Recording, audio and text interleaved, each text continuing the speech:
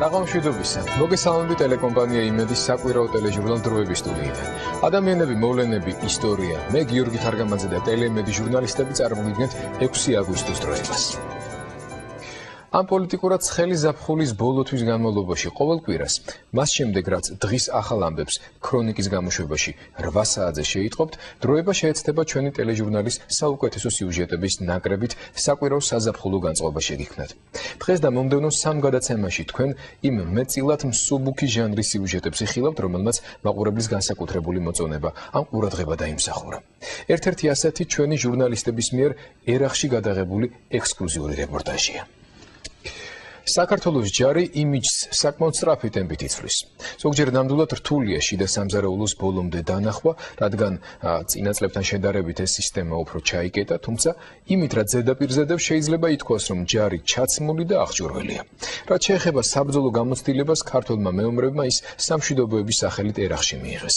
იქ, სადაც მშვიდობა მართლაც სანატრელია, ქართული ბატალიონების ჯარისკაცები ყოველდღე დიდი რისკის ქვეშ პოსტდიქტატორულ ქვეყანაში სამხედრო ვალს იხდიან. ბიჭებს ყველაზე მეტად მთავარანგელოზ მიქაელის იმედი აქვთ, რომლის ხატი ძლიერმა ხანძარმაც ვერ დაასიანა. საბედნიეროდ სამშვიდობო მისია ერაყის მიწაზე ქართული დანაყოფებისთვის მსხვერპლის გარეშე მიმდინარეობს. ერთი კვირის წინ მომხდარი აფეთქების შედეგადაც ჩვენი სამშვიდობოები საბედნიეროდ მსუბუქად დაშავდნენ. ქართველი ჯარისკაცები ერახში უკვე ორჯერ შეხვდნენ ახალ წელს და ორჯერ აღნიშნეს საქართველოს დამოუკიდებლობის დღე. ერთ-ერთ მისიონერს, სერჟანტ კვირიკაძეს სამხედრო მისიის შესრულებისას ტყუპის შვილები შეეძინა. საახალწლო დროების გადამღები ჯგუფის წევრებმა პატა იაკობაშვილმა და ლევან ლეკიაშვილმა ბაღდადსა და ბაქუბაში განთავსებული ქართული ბაზები მოიარეს. ჩვენ მშვიდობის მყოფელების სამხედრო ყოფა სპარსეთის ყურეში ექსკლუზიურად თქვენთვის, დროების მაყურებლებისთვის.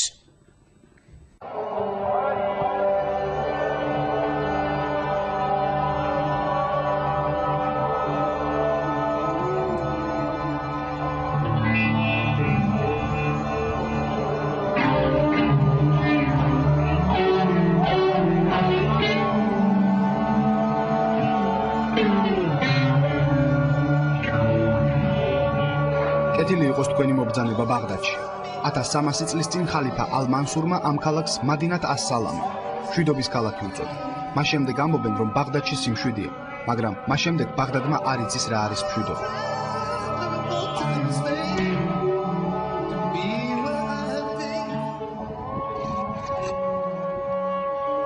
ბაღდადამდე მგზავრობის სამოქალაქო კომფორტი კუვეითში, სამხედრო ბაზაზე მთავრდება. ერაყის დედაქალაქში მოხვედრის მსურველ ჟურნალისტებს პირადი ნივთებისა და აპარატურის გარდა ჯავშან ჟილეტის და ჩაფხუტის ტარებაც გვიწევს. თავდაცვის ამ საშუალებების გარეშე ქვეყანაში არავის უშვებია.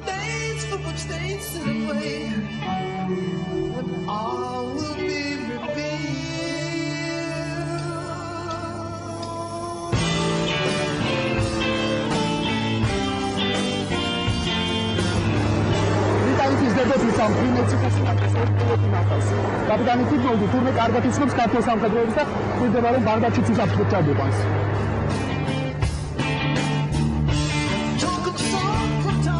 ბრიტანული სამხედრო თვითმფრინავით ბაღდადის და ბასრას მიმართულებით ჩვენთან ერთად 40-მდე მგზავრი მიფრინავს. 1 საათის ფრენის შემდეგ პირველი გაჩერება ბაღდადში. ბაღდადში ვეშობით და ბორცეს სრული მზადყოფნაა გამოცხადებული. უსაფრთხოების წესები მოითხოვს, რომ ეხლა უკვე ჩაფხუტებით დავუყუროთ.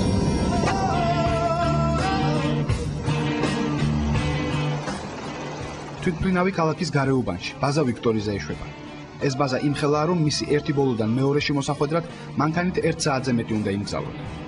აქედან ბაღდადის ცენტრში, მწვანე ზონაში მოხვედრა მხოლოდ ერთ ფრენით შეიძლება. იქ ქართველები გველოდებიან.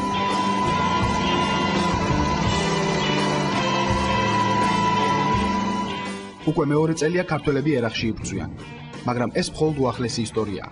ქართული ლაშქარი საუკუნეების წინათ შესულა ერაყის დედაქალაქში. ქართველების რადიოსაძახილი ერახში მამლუქია, სამშობლოს კი იმედი ჰქვია. იმედი მამლუქი მიღებაზე ვარ, როგორ მესმიჩები. იმედი შენს ხუთიაზე მოდიხარ. ბაღდადში ქართული ბაზა სადამ ჰუსეინის ერთ-ერთი ცოლის სასახლეშია განთავსებული. მარმარილოთი მოპირკეთებულ ამ სასახლეში 100-მდე მოსამსახურე მსახურობდა. აქ არის ყველაფერი მუშაობისა და დასვენებისთვის. ომის დროს დაბომბვის შედეგად შენობა ნახევრად დაინგრა. მაგრამ დღეს სასახლეში უპრობლემოდ ეტევა 21 ბატალიონის 500-ზე მეტი მოსამსახურე, 60-მდე სამხედრო მანქანა და მთელი ინფრასტრუქტურა. ბაზაზე თითქმის ყოველი დილა 21 ბატალიონის შტაბის შეკრებით იწყება. ოფიცრები პირველ რიგში დაზვერვის ინფორმაციას ისმენენ. 30 დეკემბრის ღამეს ბაღდადის წითელ, ნაკლებად კონტროლირებად ზონაში 3 ტერაქტი მოხდა. ეს აქ ჩვეულებრივი ამბავია. სამი ფაქტი მოხდარია სამერო ზონაში, შესაბამისად მოწინააღმდეგის მხრიდან არის 2 დანაკარგი, კოალიციის ჯარებიდან მსხვერპლი არ არის, ნეიტრალურებიდან არის 18 დაჭრილი. ქართული ბატალიონის მთავარი ამოცანა ბაღდადში, მწვანე ზონაში სიმშვიდის უზრუნველყოფაა. მწვანე ზონა ეწოდება ბაღდადის რამდენიმე ცენტრალურ უბანს, რომელიც მთლიანად ბეტონის კედლებითაა შემოღობილი. ზონის შიგნით ერაყის სახელმწიფო შენობებია განთავსებული. ჩვეულებრივი მოქალაქეები აქ თითქმის არ ცხოვრობენ. კედელს მიღმა კი წითელი ზონაა, ანუ დანარჩენი ბაღდადი. იქ განუწყვეტლივ ისვია. წითელიდან მწვანე ზონაში მოხვედრა 20-მდე გამშვები პუნქტით შეიძლება. მათ უმრავლესობას ქართველები აკონტროლებენ. ვერანაირი ტვირთი, ვერც სასმელი წყალი და პროდუქტი, ვერც საწვავი და იარაღი და ვერც ფოსტა ვერ შევა ბაღდადის ცენტრში, თუ ქართველების ხელში არ გაიარა. სოხუმი თვალი ვარჩევთან 505-ია. რა ამ მდგომარეობაა რა? სრული სიმშვიდეა. მწვანე ზონაში შესასვლელების გარდა ქართველი ჯარისკაცები ერაყის პარლამენტის და სამთავრობო შენობებსაც იცავენ. ერთხელ ქართველებმა იტალიელი გენერლის 5 კაციანი დაცვა უსაშვოდ შენობაში არ შეუშვეს. გენერალი გამწარდა. მისმა დაცვამ იარაღსაც წაავლო ხელი, მაგრამ ბოლოს სარდლობამ მადლობა ქართველებს უთხრა. თუმცა ისიც დაამატა გენერლებს ასე ძალიან მოაწყენინებდო.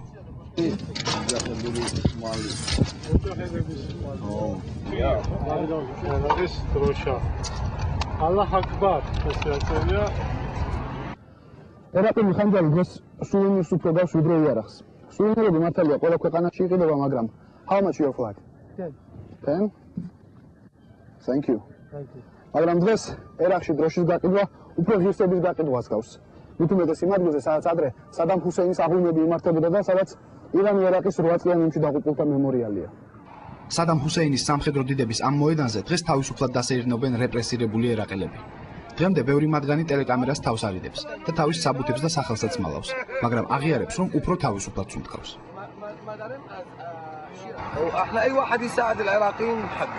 მეც და ჩემი მშობლებიც ყოველთვის სადამის მოწინააღმდეგეები ვიყავით და ბედნიერი ვარ, რომ დღეს თავისუფლად დავდივარ ბაღდადის ქუჩებში. ეს ამერიკელებთან ერთად ქართველი ჯარისკაცების დამსახურებაცაა. სადამის დროს სასახლეში, სადაც ქართველები ცხოვრობენ, ყოველდღე მზადდებოდა სადილი 40 კაცისთვის. იმიტომ რომ არავინ იცოდა როდის ისურვებდა დიქტატორი მეუღლის მონახულებას. დღეს აქ ხეჩოს დუქანია. ეს სახელი სასადილოს ქართველმა ბიჭებმა შეარქვეს. ერთი სოსისი და ერთი კატლეტი და ერთი წვნიანი რა თუ შეიძლება.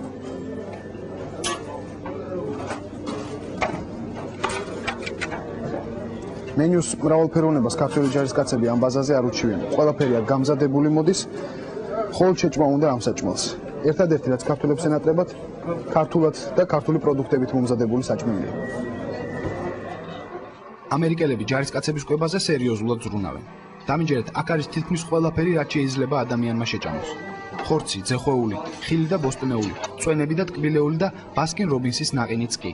შეგიძლია ჭამო რაც გინდა და რამდენიც გინდა. ერთმა ქართველმა ჯარისკაცმა სანაძლეოზე 28 სოსისი შეჭამა. ასეთმა მადამ კი რა თქმა უნდა ენერგიის მოზღოვება იცის. Tangas? Horas kilos, creo.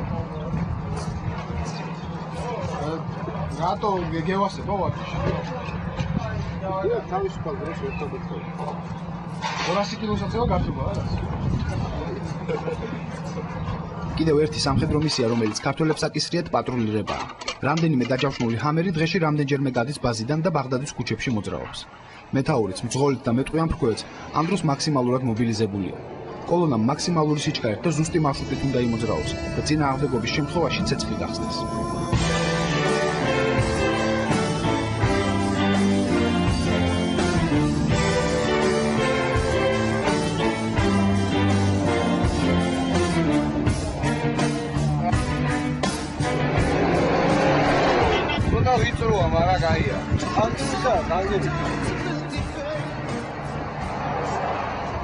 Jingle bell, jingle bell, jingle bell, jingle bell rock. 31 დეკემბერი ბაღდადში ჩვეულებრივი დღე არაა. ლეიტენანტ ლაგურაშვილს დაბადების დღე აქვს. სერჟანტ კვირიკაძეს შეატყობინის, რომ ტუბები შეეძინა. თანაც 31-ის ღამის ხომ ახალი წელი იდგება. ჯარისკაცების საახალწლო სუფრას ბევრი რამ აკეთებ. აქ არ არის საცივი და გოზინა. აკრძალულია ალკოჰოლიანი სასმელი, მაგრამ ხიარულება და ემოციები მართლაც საახალწლოა.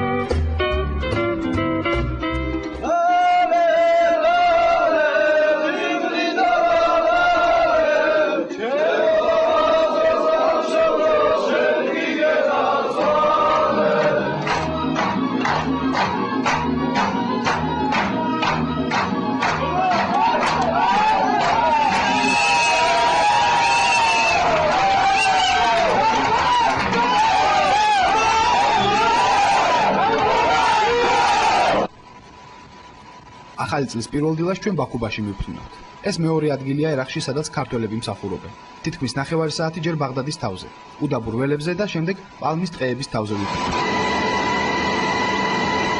ბაქუბა ერთ-ერთი ყველაზე ცხელი წერტილია ერაყში. აქ გაცილებით მკაცრი რეჟიმია. ბაზა დღეში რამდენჯერმე იბომბება. ჩაფხუტისა და ჯავშანჟილეტის გარეშე აქ გადაადგილება არ შეიძლება. ჩვენი მასპინძელი 23 ბატალიონია. ქართველები ბაზის დაცვის გარდა ორ სტრატეგიულ ხიდს აკონტროლებენ. ჟურნალისტების ჩასვლა ბაღდადშიც და ბაქუბაშიც ყველა ქართულს უხარია, მაგრამ სამხედროებისთვის ჩვენ თავის ტკივილიც ვართ. ჟურნალისტების დაცვის და მგზავრობის გეგმა უკვე შედგენილია.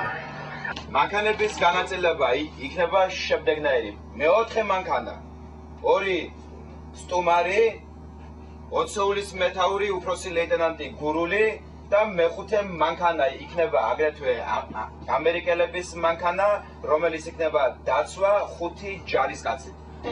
ბაზიდან პირველ რიგში ასინდიას ხიდზე მივემგზავრებით. ეს ყველაზე დაშორებული საკონტროლო პუნქტია. 7 დაჯავშნული ჰამერი შეუჩერებლად მოძრაობს.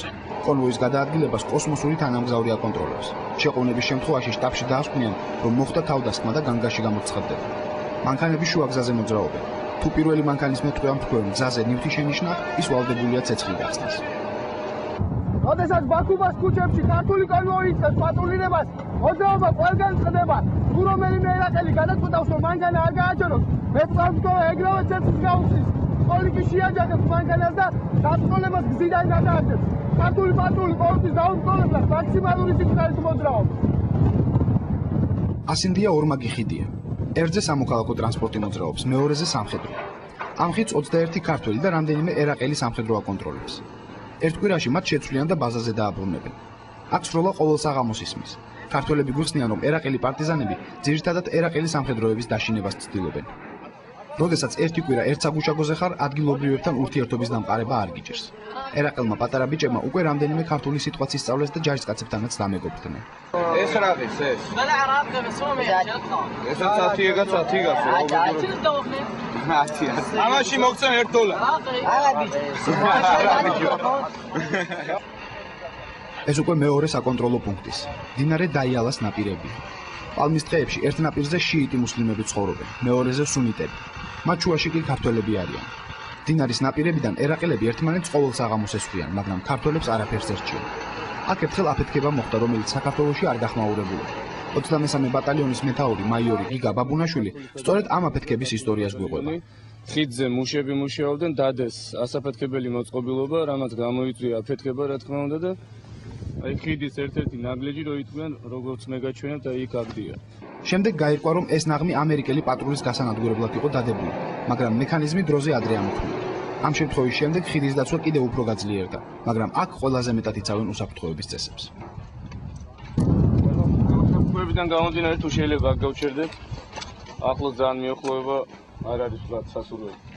თუმცა უსაფრთხოების მოთხოვნებს ისევ ჟურნალისტები უარღვევთ და ხალხს უახლოვდებით. გარშემო ყველა დაძაბულია. მდგომარეობა მას მერე მშვიდდება, რაც სამხედროები ერაყელებს გამოელაპარაკებიან. ოღარ მაგრა. არგა. Okay. Language Georgia. კარგიო, საქართველო. English no. American no. ამერიკა არ ვარგაო, საქართველო ჯობია. Georgia? Georgia. ეს არის საგუშაგო მდინარე დაიალაზე მდებარე ხიდზე, რომელსაც ქართველები აკონტროლებენ.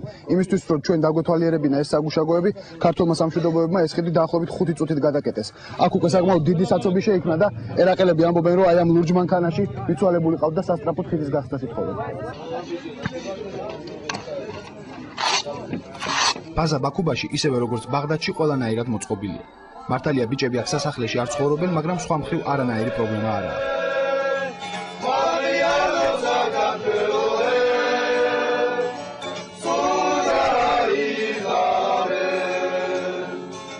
ეს პირველი 20 წეულია, ამ 20 წელში ცხოვრობს 36 ბიჭი. ეხლა განწესიდან დავგვიდი ეს რაც 10 წუთია. რასაც მე სკოლაში ასე ვგიდებ. აქ ძველი, ჩემი ლოგინია, გამით ამას ვიფარებ. სიცივე არა, მაგრამ მაინც ყოველ და რამე არ მიცნობს, ვიფარებ ამას. ეს ჩემი ინდიჩკა, ჩემი უჩეს. აქ ინახავ და შემიძლია მიწის გაჩუქოთ თეორია არაბებმა გაჩუქეთ. ეს ჩვენ გაჩუქეთ საქართველოს საერთოდ. არ ვიცი, მაყურებელი ვარ ყველანაირად, პირობები კარგია, საუკეთესოა. ერთადერთი ისაა, რომ საქართველოში მალე დაბრუნება გვინდა და იმედია რომ მალე დაბრუნდებით. ყველა ჯამთელათა ბინია. განგაში, არა ჩვენი განგაში, არა ამერიკელებიზაა განგაში. რატოა განგაში, რატო? და ბომბო მოხდეს. თერგებები რომ შეიძლება მოხდეს ინას. ქართველები რატო არაფერი გქონდა? შესაფასო. ადგილი აღარ რჩება ამერიკელებში. ეგენ ყველა გუნდებში ჭურვები რომ ვარდება სასადილოში რომ ვარ, ხო? თუ გინდა ჭურვის სასადილოში ჩავმარდეს, ქართველები არ გგებიან და არ გამოდიან გრეხია. მაგრამ ყველაზე დიდად მაინც უფლის ეიმედებათ. ერთ-ერთ კარავში ჯარისკაცებს პატარა სამლოცველო აქვთ, სადაც მათთვის მართლაც საკვირველ მოქმედი ხატია დასვენებული. ამ ხატმა ხანძარს გაუძლო და ჩვენც დაგვიფარავსო, ამბობენ სამხედროები. აი ეს ხატი არის სასწაულმოქმედი მთავარანგელოს მიქაელის ხატი. ცეცხლი რო გაჩნდა სალოცავ ადგილში, ყველაფერი იყო დამწვარი, ამ ხატად ცეცხლი ეკიდა და წინიდან ძალიან გავია იქ. თითქმის დაუზიანებელია ხატი და შეხედეთ როგორი დამწვარია უკან, მაგრამ გამოსახულება, რადგან აი თვითონ მთავარანგელოს გამოსახულება, აი ეს არის გადარჩენილი რაღაც სასწაულით. ერთდღიანი სტუმრობა ბაქუბაში საახალწლო ტორტით და ჰიმნით თავდება. 23 ბატალიონის ერთი ასეული ბაქუბადან 70 კილომეტრში. ბაზა მაკენზიზეა განთავსებული, მაგრამ ჩვენ იქ ჩასვლას ვერ ვასწრებთ.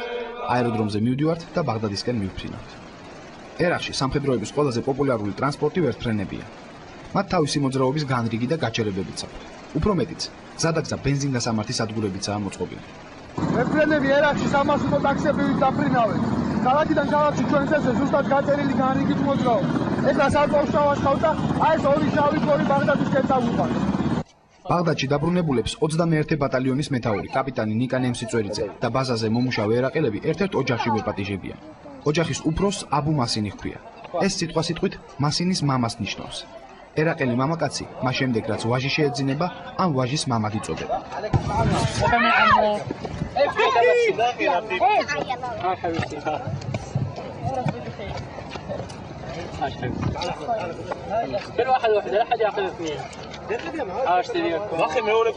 ქართველები სტუმრად ხშირად დადიან და ყოველთვის საჩუქრებით. შეიძლება სწორედ ამ ქართული თვისების გამო უყვართ ბაღდადში ქართველები და გულუხვადაც უმასპინძლდებიან. დიასახლისმა სწორედ ქართველებისთვის მოამზადა ორი ტრადიციული ერაყული კერძი. ქათმის ნახარში მოხარშული ბრინჯი მიწის თხილით და ქიშმიშით და მოხარშული თხილი და შიგ ჩამბალი ლავაში. როგორც აბუ მაზინის ოჯახში გვიხდეს, თიშრიბი და ბერიანი ერაყელების ყველაზე საყვარელი საჭმელია. უნდა ავიღოთ თიშრიბი, დავდოთ ბერიანიზე, ეს იგივე მოხარშული ბრინჯია, ამოვიღოთ ეს ბრინჯი და გემრიელოთ მივიღოთ.